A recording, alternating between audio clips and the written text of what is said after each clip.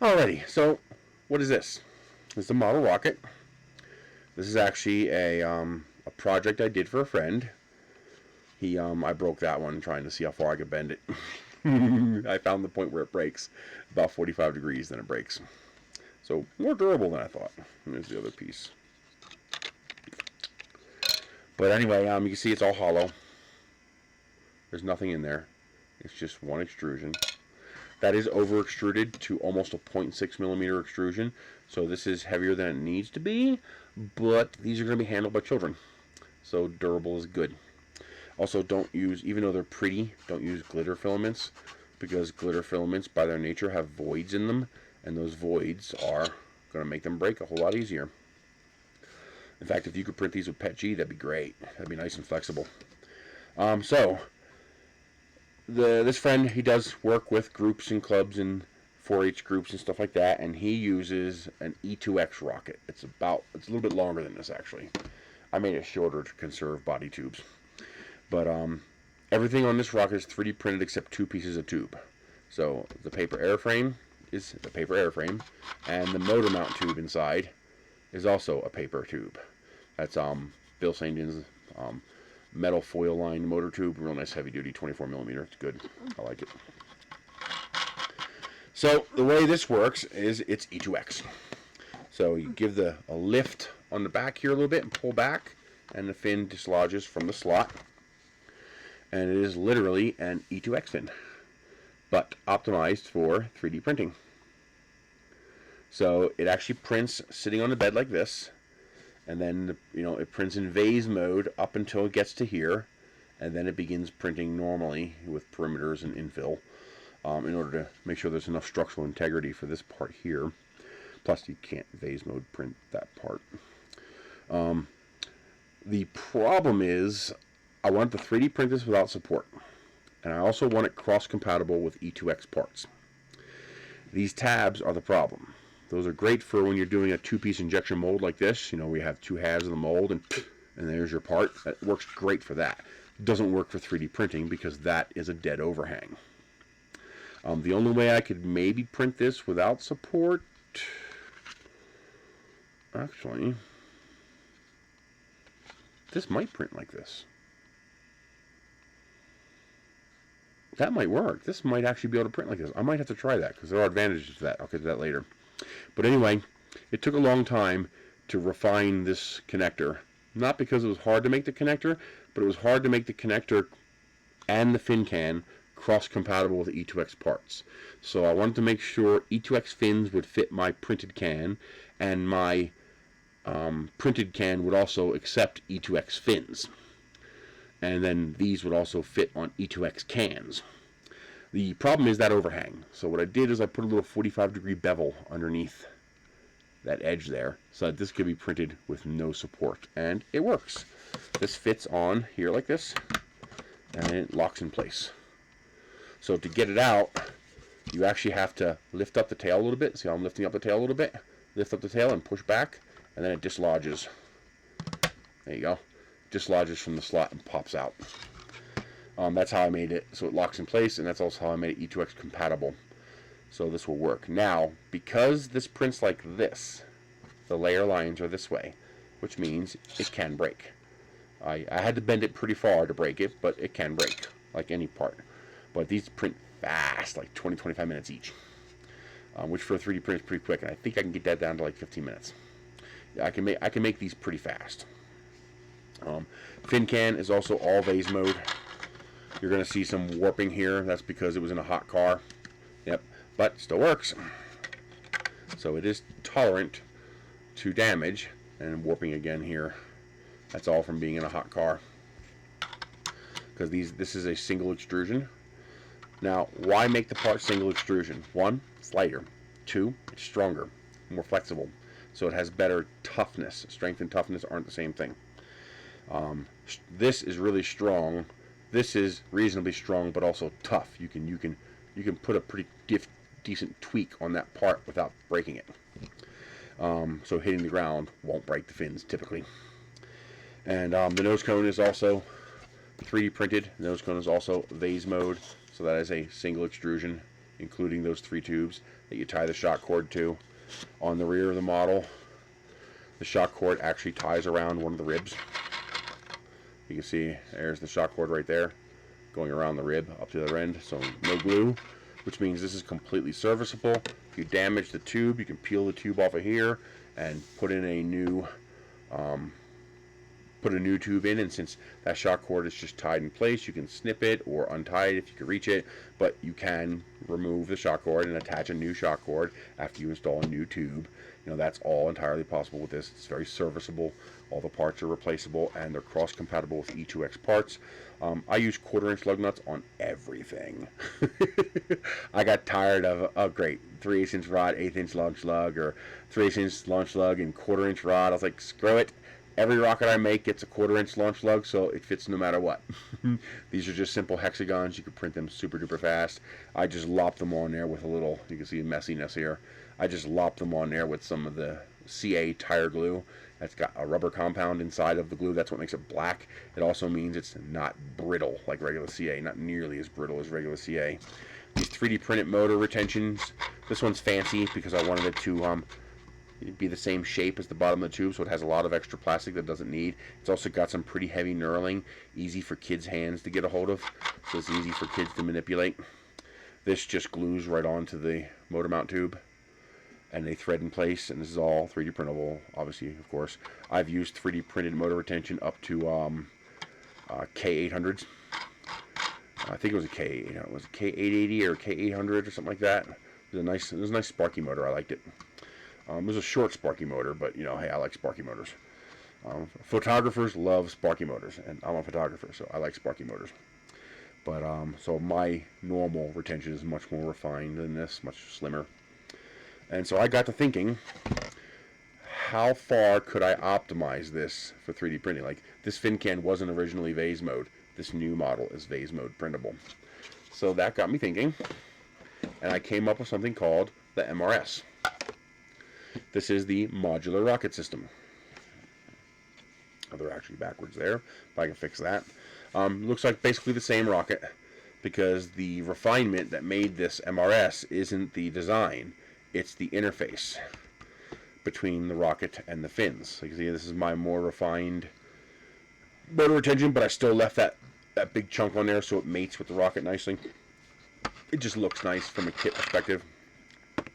Same deal though. Same design ethic. Works exactly the same. These fins just slide right out and slide right in as soon as you get the hole. This one's a bit warped. Again, it was left in a hot car and it did not enjoy that. This prints sitting down like this, which means the whole entire fin is vase mode, including the interface. That was the trick. The trick was making that interface vase mode printable and reliable. And it's also self-centering. It tends to push the fin into the center point where it needs to be. That's why there's a little bit of, that's why this part here is on the outside. If I just had this part here, the fin could wobble a little bit in the fin socket. This eliminates that because you need enough slop that anybody can print this and have it work.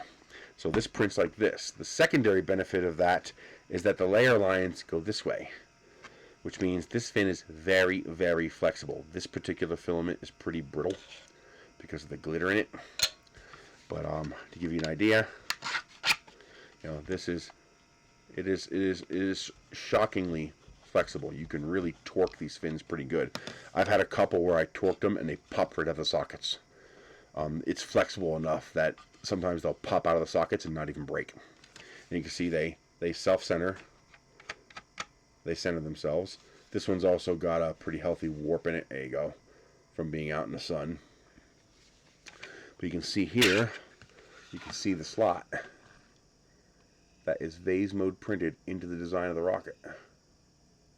And then the fin just slips right in place. And that's it, you're done. Your rocket is now assembled. This is basically an E2X almost ready to fly. You could pretty much assemble this. Matter of fact, you only need glue in 2 places. 3. No, 2. Really, it's just 2. You need glue on this tube, in order to secure it to the fin can and to secure the motor retention. So basically you put glue on the paper tube, you slide the motor retainer on, and then you slide that into the rocket. So that's glue number one, and then glue number two is gluing the paper tube into the onto the fin can. That's it. So 2 parts need to be glued together, and that's all the gluing this requires. You know, this threads on, these slide on. You know, this is vase mode print and ties on. Shock cord ties to the fin can, so there's no glue tab in here or anything like that. And, oh, you do have to glue the launch lugs on. But I'm working on that too. I think I figured out how to incorporate launch lugs into the fin can in vase mode. I know I can do one. The one at the bottom is easy. So the one that sits right here, because it starts with the rest of the print. So that's easy to do. That will definitely work. The trick is figuring out how to do this one, because there has to be a 45-degree bevel here in order to print this without support. And the problem is that means in order to retain vase mode compatibility, the first portion of this, the part that's at a 45-degree angle, has to be double wall. So the printer has to be able to come out and go around part way, come back, and go around the other way part way, and come back and go back inside the model in order to retain vase mode compatibility.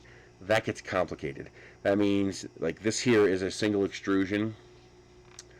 What might be easier is to leave it glued on, but instead put 2 cavities in the fin can that these will socket right into.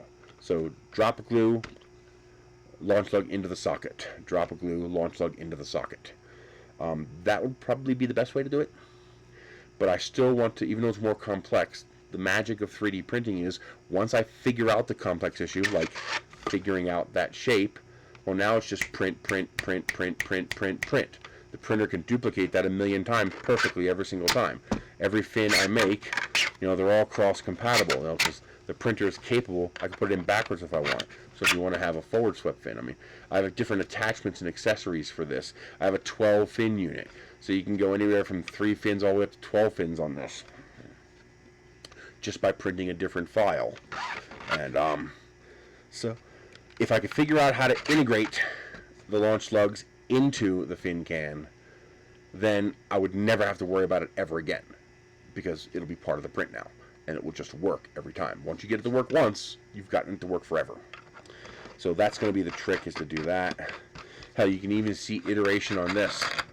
This is my most modern version of my threads. I mean, look how cleanly, right off the printer, it just threads on that cleanly.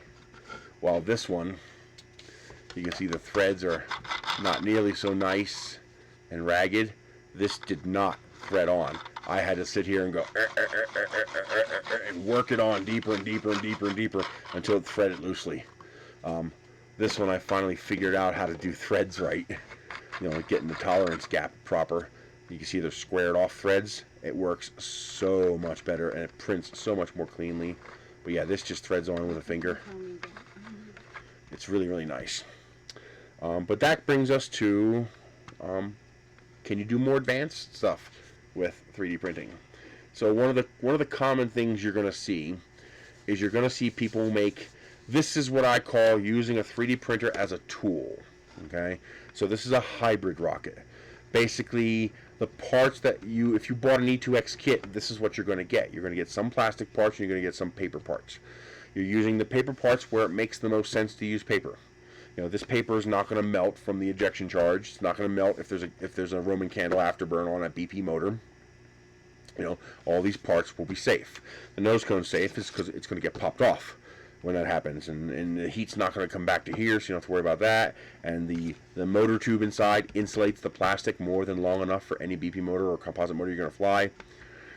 So not enough heat ever transfers through to actually warp the motor mount. It works very well. But you're going to see a lot of people who want to do something like this, and they want to 3D print the whole damn rocket. So why do they want to 3D print the whole damn rocket? Tea, Earl Grey hot.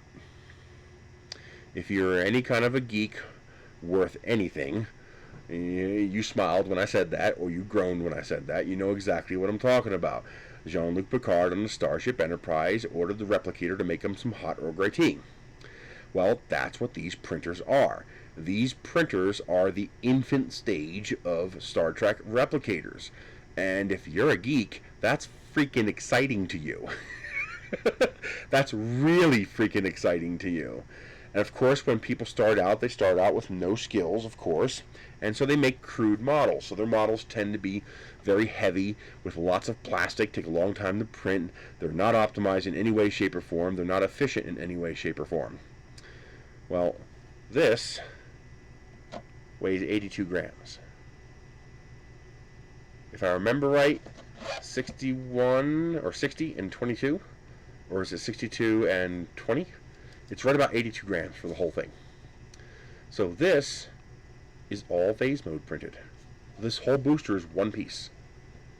And this whole booster is no retractions. This entire booster is in one continuous extrusion from start to finish.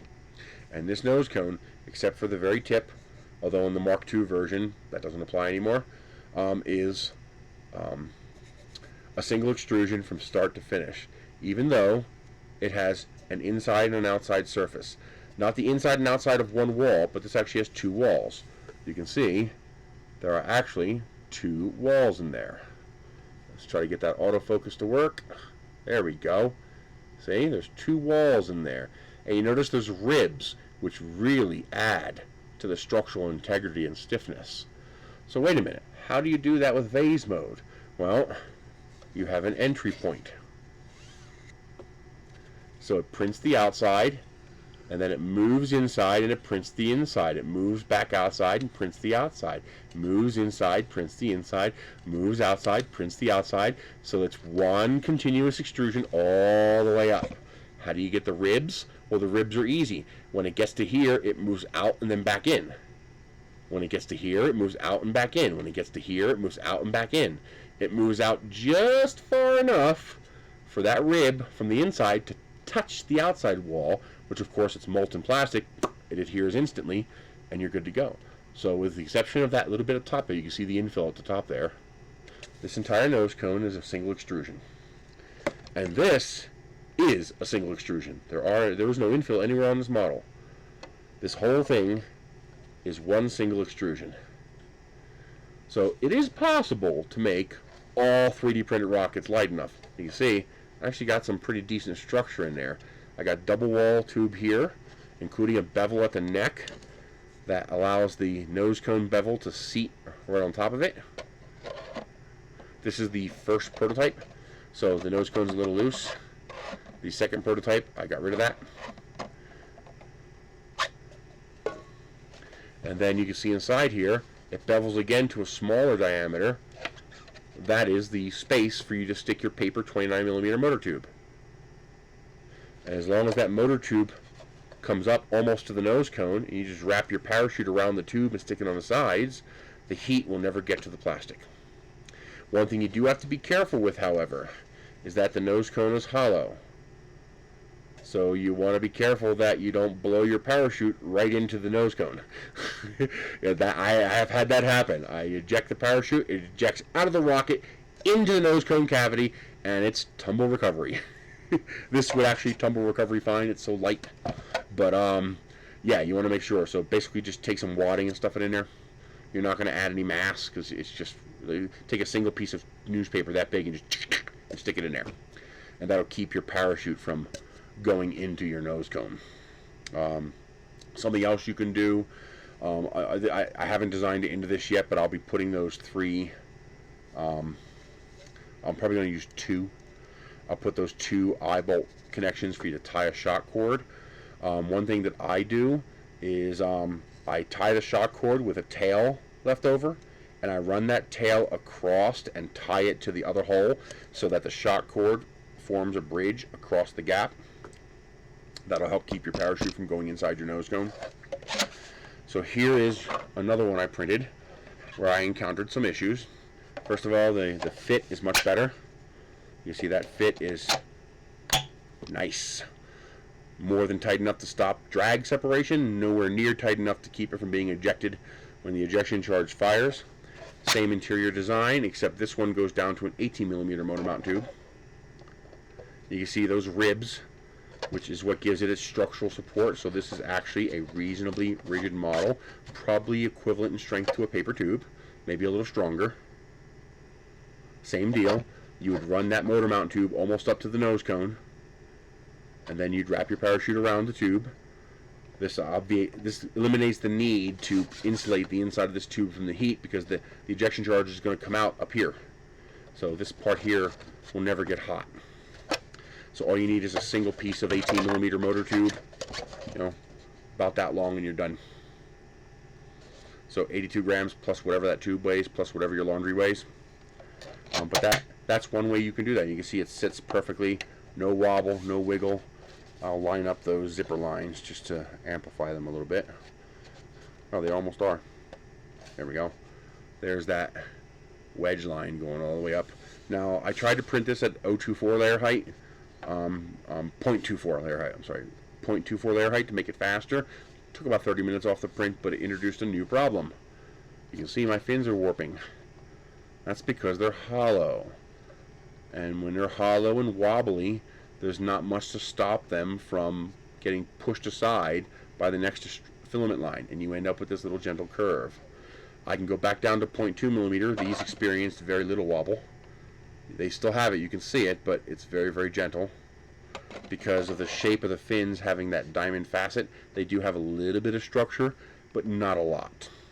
Normally I'd make these fins quite a bit thicker, just to give them more structure. I'd probably make them, 5 or 6mm thick instead of I think they're 4mm thick.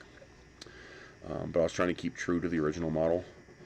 So what I can do here is I can add a cut mark on the side of the fin here at an angle that when it gets to this part of the print, it'll actually go in, touch the other side, and then come back.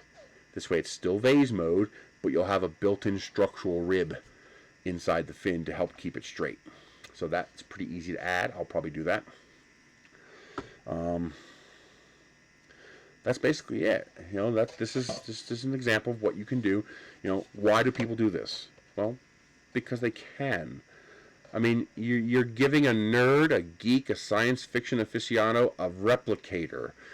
But it's not optimized to print the entire rocket out of plastic. They don't care. The point is, they didn't build this. They designed it. And then they commanded a machine to make it.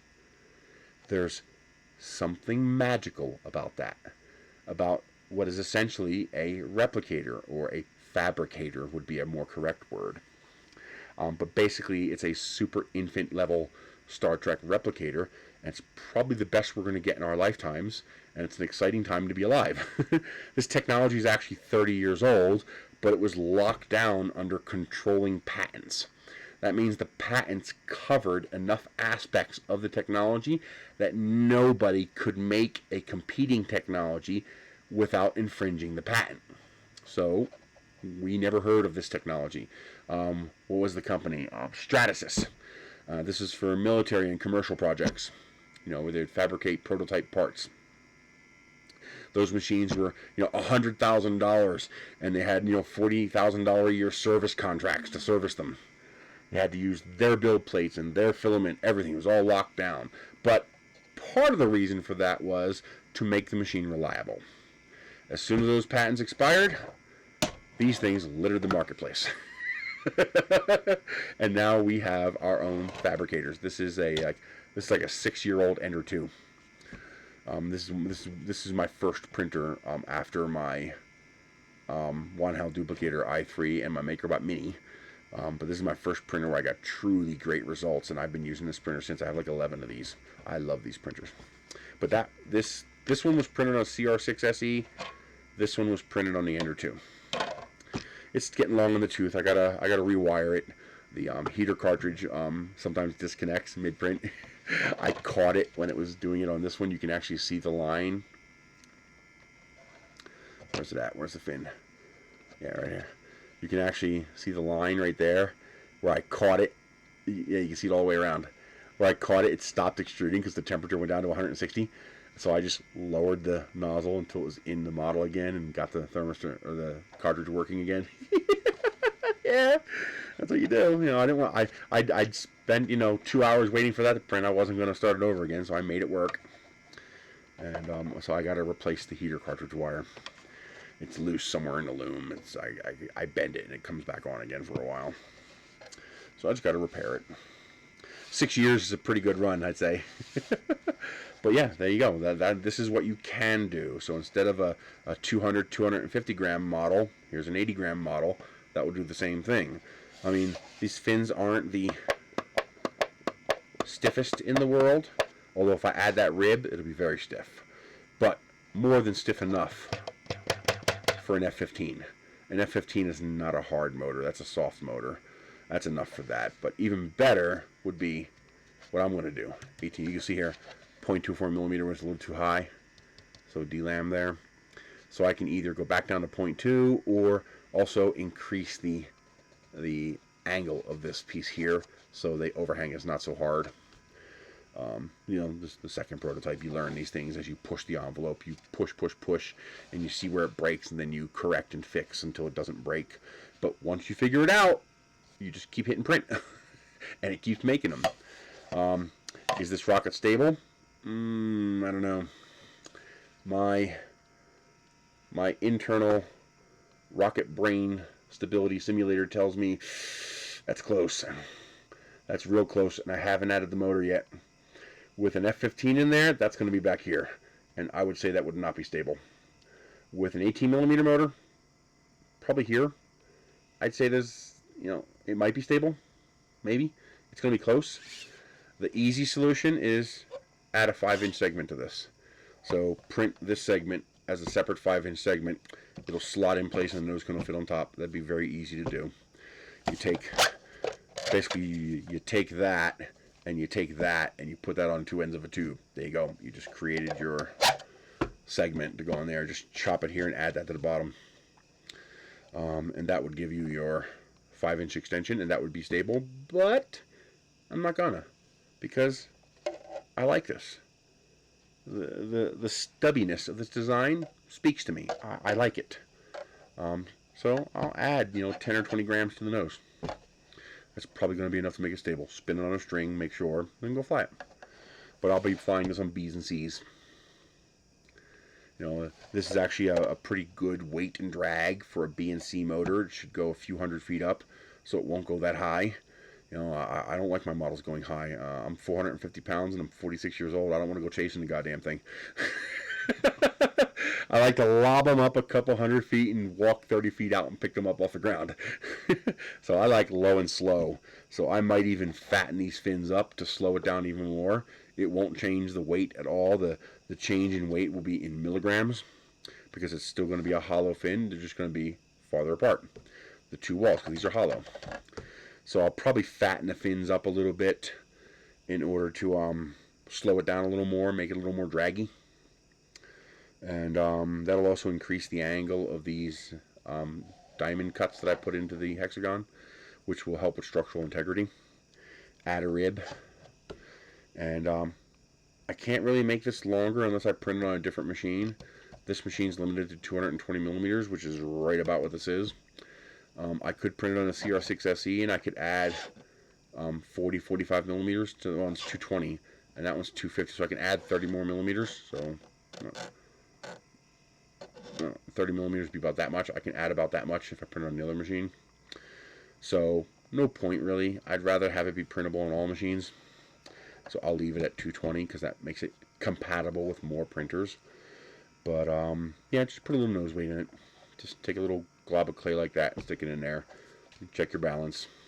If you don't have the Mark I rocket eyeball like I do,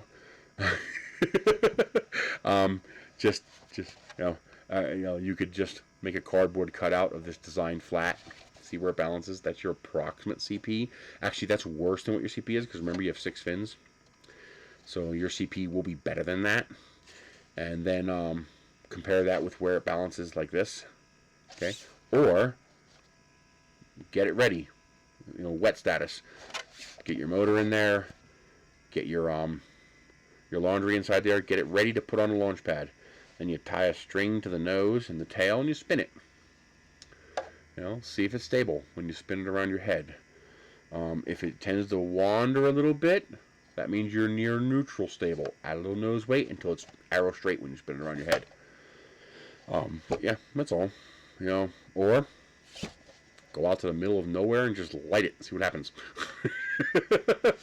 You put a B62 in there, it's not going to go very high. It's not going to hurt nobody. just pop it off on a B62 and see what it does. Alright, if it's a little squirrely, that means you're right on the edge, and a C6, which is a heavier motor, might not be stable. So add a teeny bit of nose weight to the nose. Just drop a penny in there and a little glue, or just take a little clay and just mash a little clay up in the nose. You'll be fine. But I did not design launch lugs into this, so this has no launch lugs. I haven't figured out how to do that elegantly yet. I know how to put one on the bottom, but I don't know how to put one up here without it being ugly. So I need to figure that out. But yeah, there you go. It's not hard. You learn in time, and you can make, very viable all 3D printed rockets. Now, if you have a fancy design and you're doing something exotic and a curved body and stuff like that with complex compound curves, okay, 3D printing the whole rocket makes some sense. If you want to see some really good flyable 3D printable rockets, do a search on Thingiverse for a creator called MECH-G, MECH-G, I believe is his name. But he has some absolutely phenomenal rockets. I mean, just mind-blowing. I mean, just Mars Lander with the moving legs. Yep, 2 sizes. A Nike Hercules. He's got some amazing models. All 3D printed. The whole thing is 3D printed. And with those, it makes sense because it's not just a simple tube. There's panel lines and protrusions and stuff like that. They're exotic models. But yeah, you're going to see people making all 3D printed rockets. Not because it's smart, not because it's optimized, not because it's great, but because tea Earl Grey hot. I've got a goddamn replicator, and I want to watch that replicator make me a rocket. And I want it to print the whole damn thing. Okay?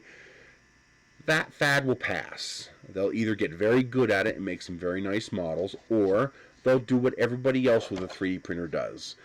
The novelty will wear off. The wonder and star-studded eyes will wear off, and it will stop being tea Earl Grey hot, and it'll simply become a bandsaw, a hacksaw, an X-Acto knife. It'll just become another tool, and then you'll see them doing stuff like this. Using 3D printing where it makes sense, using paper parts where it makes sense. The reason I got into 3D printers was because of this. Was because of this right here. That is why I got into 3D printing. I built my level 2 rocket. Somebody told me you can't build a level 2 rocket on the field at NARAM, so I said hold my beer. And I built my level 2 rocket in 2 days, 2.5 days. I built that rocket right there on the field, assembled from parts that I bought right from vendors there on the field. And I built that rocket right there, and it flew amazing. I actually came up with a new design of through-the-wall tube fins. So my tube fins actually went through the wall to the motor mount tube and were locked in place. It's amazing. I still have that rocket. It's like 8 feet tall. It's out in the container out back. But that flew great. It's low and slow. K500, K880, 8800 or something like that. And it went up like 5,500 feet. Nice slow flight for a rocket that big. It was like a 6-inch tube. But I went up to a vendor to buy the 6-inch nose cone. And I was like, how much? And he's like, $50. And I was like, yeah, really, how much? He gave me this dead-ass look and said, Chris, it's $50. I was like, wow. And he said, welcome to high power. I vowed from that day I would never pay $50 for a nose cone ever again. This nose cone, if you were to buy this nose cone, you're talking anywhere between $12 and $20 to buy a nose cone like this size. This is a 2-inch, It's 50 millimeters. But basically it's a 2-inch nose cone. It's 130 millimeters long, so 13 decimeters long. And, 12, 20 bucks you're going to pay for this, whether it's more if it's balsa, less if it's plastic, most likely. A balsa nose cone like this will be pretty expensive. This is 20 grams. Even a balsa nose cone is going to be heavier than 20 grams, most likely, unless you got lucky and got a really lightweight piece of balsa, or if it's hollowed out. If it's hollowed out, it might be lighter. But this takes 20 grams of plastic. And it's a vase mode print, so it's unlikely to fail. If that first layer sticks, it's going to finish. This one is entirely vase mode print, no transition to regular printing up here. It transitions to a single cone, no double wall. And so the whole entire thing is vase mode all the way to the top. That's why you see no zip marks anywhere on this, because it's vase mode. The only mark is the seam. And you see the seam stops right there, because that's when it switches to a single wall instead of the double wall that I have on there. So what does a kilogram of plastic cost? Even a kilogram of good plastic is 25, 30 bucks. For some nice colors, think atomic filament, think IC3D, think Uncle Jesse's filament, think not Prusament, that's a little more expensive. No, Prusament's about that price too.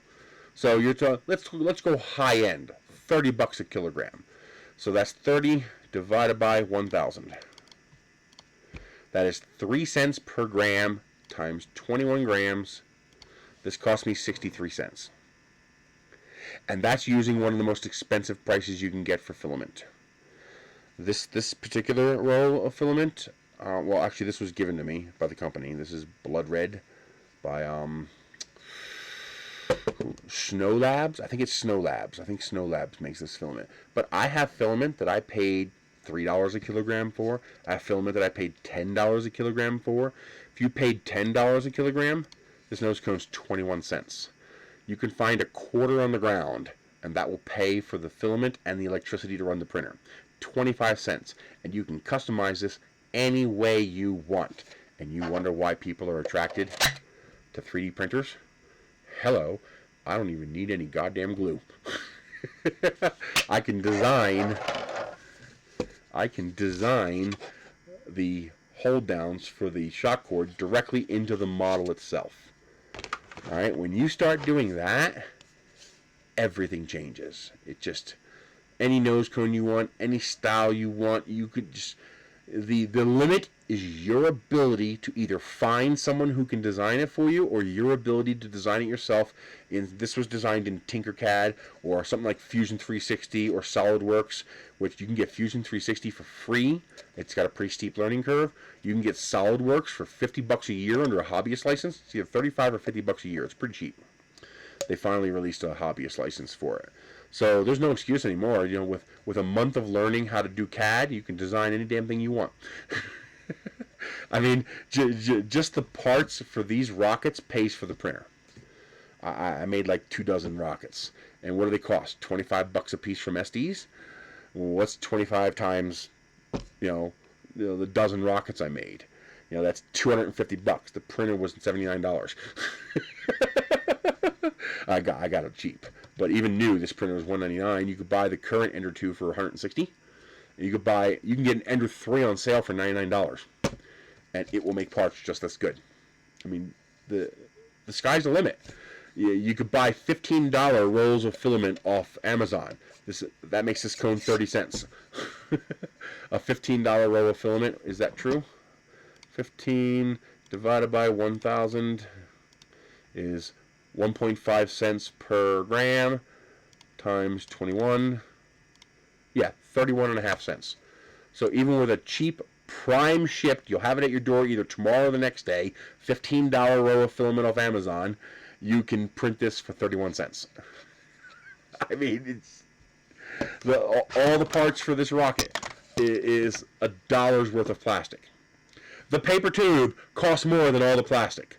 The paper tube, this piece of paper tube costs more than all the plastic. I mean, and if you're going to go hardcore into this, You can, like GTS 3D, if you buy 10 rolls or 12 rolls or something like that, it's $8.99 or $9.99 a kilogram. So now you're down to 20 cents. I mean, it's just incredible. This is 60 grams, so that's 90 cents. So now it's $1.20, and that's the entire rocket 3D printed for $1.20. I don't know about you, and 9 hours worth of electricity. I pay 14 cents a kilowatt, so 14.3. Every 5 hours is 1 kilowatt roughly, so 1.2 kilowatts. So 17 cents in electricity. So for less than $1.50, I have a flying rocket. You know, call it $3, including the paper tube inside and the Kevlar you need, and you can make your own parachute. Add another $3 or $4 if you want to buy a nylon parachute. You don't even need Nomex wadding with this, because the tube's going to come up to here, and the chute's wrapped around the tube, so you don't even need a chute protector. I mean, you can't beat that with a 10-foot stick. And you wonder why people are interested in this? You wonder why people are excited about this? You wonder why people keep trying to make their own 3D printed rockets? Because it's amazing. I can print fins over and over and over and over again, and they will be exactly perfect every single time I print them. They will be the same. They will fit the same every single time. I mean, how many years of modeling skills do you need to be able to duplicate that kind of repeatable precision with your own models? In the past, if somebody wanted to make a motor retainer like this, well, if they had a lathe, they could make one of these. They could turn one of these on a lathe. Hey, you guys out there with a lathe, how long would it take you to make that on a lathe? 2 pieces. You have threads on this part and threads on this part. How long would it take you to make this on a lathe? I mean, sure, it'd be beautiful in aluminum, but how long would it take? You can even turn Delrin. So you can make it out of plastic if you want to. Well, I wouldn't use Delrin. Maybe. I don't know. Is Delrin the plastic that glue doesn't stick to? Or is that polyethylene? I don't know. But you could turn one of these on a lathe. But now you can't make another one. You can't duplicate it. There's no possible way for you to make more of these. You have to start the entire process over again to make another one.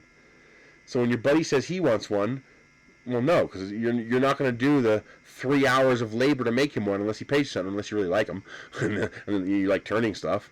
But with 3D printing, you know, I've probably got 20 hours total in design, and then maybe $10 in plastic and electricity in test prints before I finally got it to this point where it works this well repeatedly every time.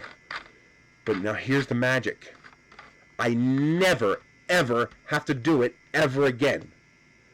I simply put that file in the slicer, click slice, put it in the printer, and click print, and it makes me another one, and another one, and another one, and another one, and another one. I can print off 1,000 of these, and number 998 will fit on number 123, and number 347 will fit on 904. I can repeatedly make professionally manufactured grade components over and over again, which is something unheard of in the history of mankind. The average person has never had that capability. Think about what the printing press gave us and what printers on computers gave us. The ability to download a document and hit print and have a perfect copy of it. A fax machine. Think of the capabilities that those machines gave us, that gave normal people the capacity to do. And now they have it with three-dimensional objects. I mean, how much skill would it take you to make this fin with that perfect airfoil every time? Probably not that much. I mean, you could probably, well, you wouldn't have to design the base thing into it, but that's not that hard. Well, make your own paper tube. Why do you think we buy paper tubes? Because it's really hard to make a good paper tube, right? So a better thing is nose cone. Make your own nose cone. How hard is that? No paper nose cones. They're not very strong. All right? You want to make your own nose cone? Well, you need a lathe. Or at minimum, you need a strapped-down drill and some tools to carve a nose cone. You know, how long is it going to take you to spin one nose cone on a lathe? An hour?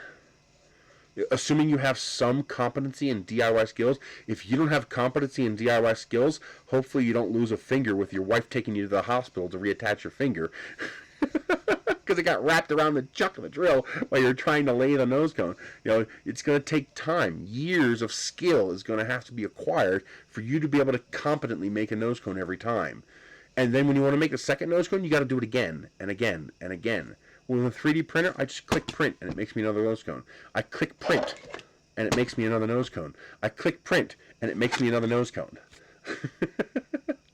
I designed it, but I don't have to have the 20 years of history, experience, and skill to be able to do all this competently. And I'm not talking about making a part that works. I'm talking about making a part that works every time and looks like a professionally manufactured part. These cones are identical. Identical to any measure that matters in this context. You can't do that without a tremendous amount of skill and investment in both time, energy, and equipment. Now, a $200 3D printer, and you can make as many freaking nose cones as you want. For 30 cents a piece. Whatever you can dream up that is a printable shape. Whatever you can dream up. For example, why do all my nose cones have a bevel for the shoulder? Because you can't print an overhang.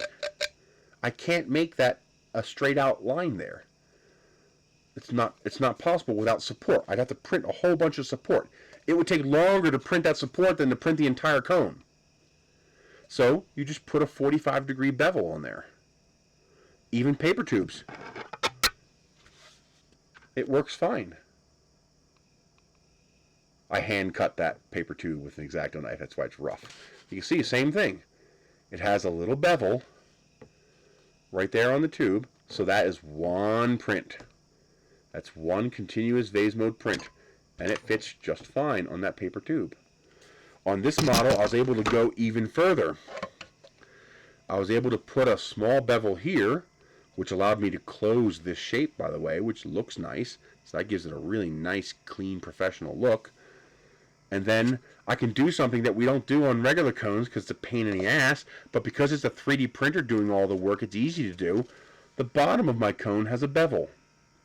You ever try to put a cone into a tube and you're sitting here like this, trying to manhandle that goddamn nose cone into the tube, and eventually you take the tube around like this and you go to put a little bevel in the tube so that you can fit the goddamn nose cone in there? Every single one of my nose cones has a bevel on the bottom. So every single one of my nose cones is an effortless insertion into the model. It never misaligned. It never tears up the edge of the tube because it's a beveled, smaller diameter. See? It's a smaller diameter going into the hole. But on this one, because I 3D printed everything, I was able to put a bevel up here. So now it really fits together nicely. Look at that joint there. That's beautiful. I love that. These are that person you see posting their first 3D printed rocket is not going to do that. They're going to have a solid chunk. It's going to be heavy. It's not dangerous. A rocket by its nature is dangerous. I mean, this thing weighs, 100 grams ready to fly? You put a C10 in this, or a C6 in this, and this thing's going to take your eye out if it hits you in the face. Just as much as this will take your eye out if it hits you in the face. Even though this is probably going to be twice as heavy. This is 80 grams, but no, maybe not twice heavy. This will be about, almost twice heavy. An F-15 is 94 grams. So yeah, this will be 200 grams ready to fly if you put an F-15 in it. Like 150 if you put, a B or a C in here with a parachute. So, there's no difference between, 50 grams, 100 grams, or 200 grams. There's effectively no difference between those weights. They're all going to take your eye out. well, the 200 grams is going to do more damage. You're still losing your eye. Whether it's 200 grams, 100 grams, or 50 grams, you're still losing the eye. Okay? That's what we have a safety code for. That's why we stand off a distance. The human brain is surprisingly good at projecting where a ballistic object is going to land. Believe it or not, a lawn dart is safer than a land shark, because a lawn dart is predictable. We had this one girl at the Naram field. She had some kind of physical ailment. She couldn't walk correctly. She walked around with her arms like this and catty corner with her legs. It was a miracle she could walk around, but she did it every goddamn time. Even she dodged Goddard's rocket when it came down and crashed next to her. Because the human brain is made for doing that. We catch animals as they're running, so we're very good at projecting, leading the target and leading ahead of the target. So a ballistic object is relatively safe as long as you have enough time to see it coming, which is the whole reason we have safe distances from the rocket when you fly them. That's the whole reason for that, is to give you the time to go, oh, that looks like it's coming toward me. Let me step aside. Or at best, let me put my arms up in front of my face so the 200-gram rocket bounces off my arm instead of popping out my eye. Okay? So, let them have their fun. Guide them.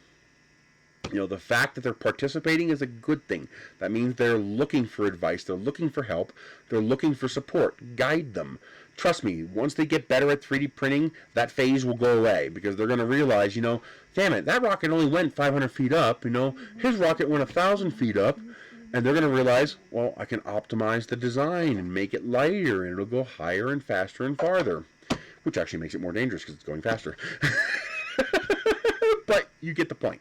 They'll figure that out. Just like the first person who makes their own rocket, it's a paper towel tube with some hot glued fins on it and crap like that. That's going to be their first homemade rocket if they don't get like a kit-to-kit bash. But 3D printers let us do amazing things. I mean, it's just phenomenal, the things that a 3D printer lets us do. It gives manufacturing quality, prototype quality, fabrication capacity to anybody. I mean, if you can afford the hobby of rocketry, you can afford a 3D printer. You can, like I said, you can get them as low as $100. Good printers, $100. Sure, they sometimes have issues, but they're mechanical devices. They're easy to fix. It's just you need to develop the diagnostic skills to be able to go, okay, what would make it do that? And then go through the diagnostics and figure out what is making it do that. Like my temperature was going down. I set the temperature higher. It didn't go higher. Okay, well, the only reason the temperature would go down is if the heater cartridge disconnected or if it was commanded to go down. I just commanded it to go up, and it didn't, which indicates the heater cartridge is disconnected. So I wiggled the wires, and whoo! Temperature started going up again. Okay, we got a loose wire. Okay? I'm not even going to try to diagnose where the wire is broken. I'm just going to replace it. A freaking heater cartridge with cabling is $1.50. I can get $1.30. I can get a set of 10 of them off of Amazon for $12.99. So for, and that's including thermistors and heater cartridge. So for $1.30, I just replaced the damn heater cartridge.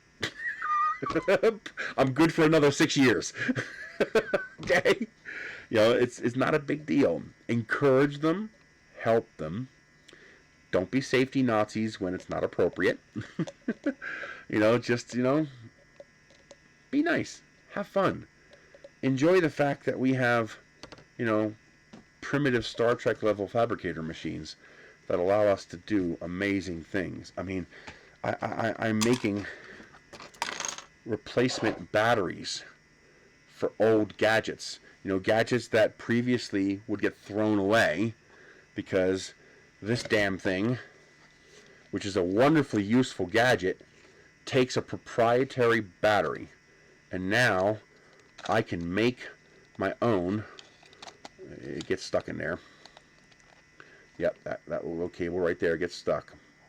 But now I can make my own replacement batteries to put in this thing. A little bit of nickel strip, a 10K resistor, and an 18650 cell, and my 3D printer. And now this thing has new life. I can keep using this wonderful. This is a gadget that allows you to download your digital camera. So you take your memory card from your digital camera and you pop it in here, and it downloads your memory card to a hard drive. And now I can look at those pictures on this beautiful screen. You know, I bought this for like $15 because you can't get batteries for it. You know, it's just an 18650 cell, but it comes in this custom shell that you need in order to fit in here. So I just remade the custom shell and then figured out what that third pin did. It was just a thermocouple, so it won't charge if the device is freezing, because this is an outdoor device. So lithium-ion batteries become damaged if they charge when they're too cold. So I just figured out, you know, I measured the resistance. Okay, I need a 10K resistor, and now I don't need to worry about replacing the batteries anymore. Now, when this battery dies in a couple of years, I pop the battery out, I buy a new 18650 cell for $6, and I pop it in there, and now I keep using my gadget that I couldn't use before because I couldn't get batteries. You know, it came with this nice little display stand to allow you to sit the device on. So I made my own version of it. So this actually has hinges that use a piece of filament for the hinge. And these arms all fold out. This is all foldable. It all collapses. And now I can sit my phone or my gadget on top of that, and I have a little display stand for my phone. And this cool thing all folds down like that. I was able to design this. I mean, you could buy these for a couple dollars, but I can also just print it myself. You know, for 30 or 40 cents worth of plastic. You know, it's really incredible. I have a whole bunch of micro drives. Using about 10 cents worth of plastic because it's vase mode, I made this little holder to hold all of my collection of micro drives. These are compact flash cards that are actually hard drives. So there's actually a little 1-inch spinning hard drive in here. So I have a rather nice collection of them. So now I have a nice case, and you know, my design skills have gotten to the point where more and more I can design a part that works the first time I print it. I printed this and it worked the first time I used it. And there you go. I now have a case for my micro drives. I mean, it's things like that that you can do with 3D printers. You know, here's a box that holds all of my thumb drives and stuff. So somebody designed this box. I optimized it for him so this whole thing prints in vase mode. I took his print time from 11 hours to 3 hours. And then I found out I could do this cool thing by just printing this with hex infill with no top and bottom layers. And so now I have this nice little storage box that holds my stuff. I mean, it's just amazing. Stupid stuff. A guy wanted to see, can you make a one-time use hot dog warmer? So I designed one. This is a hot dog warmer. This is a prototype. The real one would have to be made out of either nylon or polycarbonate in order to handle the temperatures, because you have to use a sodium hydroxide solution. The problem was you got to keep the sodium hydroxide away from the hot dog. So this, you fill up with the sodium hydroxide solution, and you can see there's a cavity in there. So the sodium hydroxide sits around this shell, and then there's where the hot dog goes. And the sodium hydroxide can't reach that. So using the nylon one, you stick your hot dog in there, close it. So you start off like a frozen hot dog, and by the time you get to lunch on the trail, you would the hot dog would be thawed. You'd pour in your sodium hydroxide solution, or whatever it is, you know, that you figured out you needed for there, and you know, give it a shake and wait for your hot dog to cook. Why not? 3D printing lets me do dumb shit like this while costing me almost nothing. I've got 700 kilograms of plastic out inside the container. Trust me, I'm never going to run out of plastic. Never. I'll never run out of plastic. But you know, that's just, you know, I have wreaths, little decorative wreaths, and I have one for every holiday. I like decorating. I have my own house now. I love decorating. So I 3D printed these nice little hooks. They're not perfect. It's a little rough there, but who cares? I don't need support, and it's functionally working. It works fine. A single screw into the wall using a wall anchor. I have room for two if it's an unusually heavy wreath. And I screw this into the wall, and I hang up my wreaths all along my hallway. See, I got to hang them up high. They have to be higher than 6 foot, because the cat can jump about 5.5 foot. So they got to be above 5.5 foot. The cat's going to tear them down. So I have these all along my wall for my wreaths hang. 3D. I don't have to go out and spend money, buy brackets. The first one didn't work. Try another one. No, I model what I need. Try it. This cost me a nickel's worth of plastic, and if it doesn't work, I do it again until I get it right. I got this right in 2 revisions. The way I liked it, and it's even got lips and everything in there for the screw to settle on. I mean, it's truly amazing what these 3D printers will let you do. I mean, it's phenomenal. Don't discourage people. Encourage. If they're going in a dangerous direction, try to shift them into a less dangerous direction. Try to give them knowledge. Try to help them out if they're willing to accept the help, and shift them into a safer direction. And, enjoy what you can do with this insidiously cheap technology. I mean, it's one of the few hobbies that's really genuinely cheap. And you know something? It makes model rocketry cheap. How much money have you, if you make a lot of rockets, how much money have you spent on nose cones alone? Just nose cones. Even a BT20 nose cone is going to cost you like, what, $8-10? I mean, I can print one for a nickel. For a nickel! Maybe 10 cents if I use an exotic filament. PLA's no good in the heat. Oh, boo-hoo, my 30-cent nose cone melted. Computer, one more nose cone, please. And 30 cents later, I have another nose cone. I don't care. I could print 10 of these and still spend a fifth what you're going to spend buying one. I mean, it's just... It's amazing stuff. It really is amazing stuff. If I have to print, 5 or 6 versions of this rocket to get a good flying model, that will cost me less than what the conventional materials will cost you to build one. And that's including the electricity. I mean, this printer takes 52 watts when it's printing. I know, it runs off solar power. I have a battery here connected to a solar panel. It's a lithium iron phosphate battery connected to a solar panel that keeps it charged. And the printer draws 52 watts from it. I can print for 6 hours after the sun goes down before depleting that battery. I mean, it's just... I don't use the heat bed on this one. It doesn't need it. This particular printer, this type of print surface doesn't require heat. And for little parts like this, you really don't need heat. If I needed heat, add another 30 watts. It'd be like 70 or 80 watts. But it's just... Eventually, you start printing things because you can. Like, printing a giant Rancor, or printing a Groot, printing a juvenile Groot that's 5 feet tall. Or printing Naomi Wu that's, 5 1/4 tall, whatever her height is. I printed her full height.